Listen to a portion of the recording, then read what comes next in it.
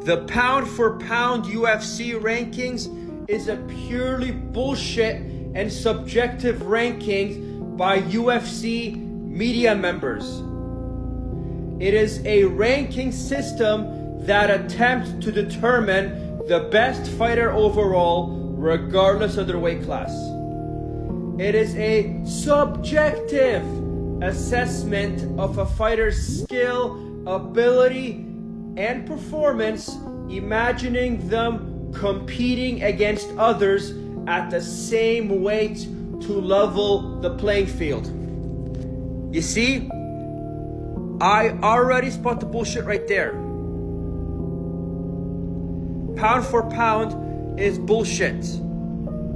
It uses the principle of extrapolation and assumes that what a fighter accomplishes in one weight class can be replicated the exact same way in another weight class. You see, in statistics, you try to avoid extrapolation because that's when feelings come into play. So those using the bullshit ranking of pound for pound to say, oh, but Volk was number one pound for pound when Islam fought him, doesn't matter that he moved up. So you're giving me a ranking that's purely subjective and based on the fact that they assume that the accomplishments on one weight class can replicate in another weight class.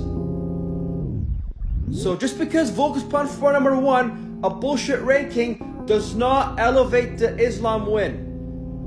The truth is, Volk was a featherweight who moved into new territory at lightweight, where he did not prove that he was the second best lightweight.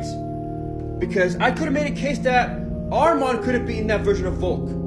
Maybe Charles could have beaten him, because maybe Charles could have submitted him, because if Ortega came close, why not Charles? You see, when Volk fought Islam, he wasn't even close to proving that he was the second best lightweight when he fought Islam.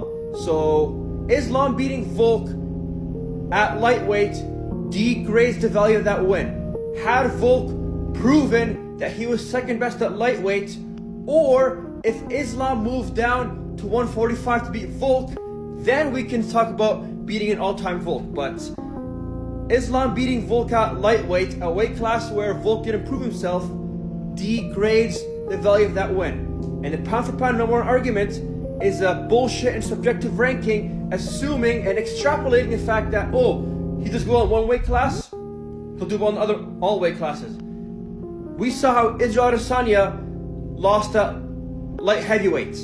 Zhang Weili got destroyed at women's flyweights. The list goes on.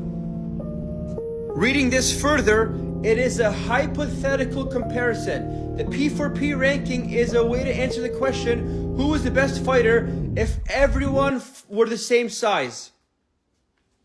You see, it assumes that what one accomplishes in one weight class, they'll do the same in other weight classes. It extrapolates. It's a false principle. It doesn't account for the fact that some fighters cannot fight in one weight class. It doesn't assume the fact that just because a fighter does well in one weight class, it doesn't mean that they'll do well in another weight class. So that's the flaw of the P4P rankings. On top of that, it's subjective and based on voting. They're typically created by a panel of media members who vote on factors like a record, wins over top opponents, performance, and overall skill. So some random Joe Schmo in the media makes that voting. And you guys want to brag about Volk being P4P number one when Islam beat him? Our subjective ranking based on extrapolation and random Joe Schmo media members tell you that? Is that where you get your source from? Anyways, that's enough rambling. Pound for pound is a purely subjective ranking that you guys should not be married to, because it assumes that what you do in one weight class will be done in all weight classes, when it doesn't account for the fact that there are fighters who are a better fit in one weight class than another weight class. So stop getting married to the bullshit pound for pound rankings.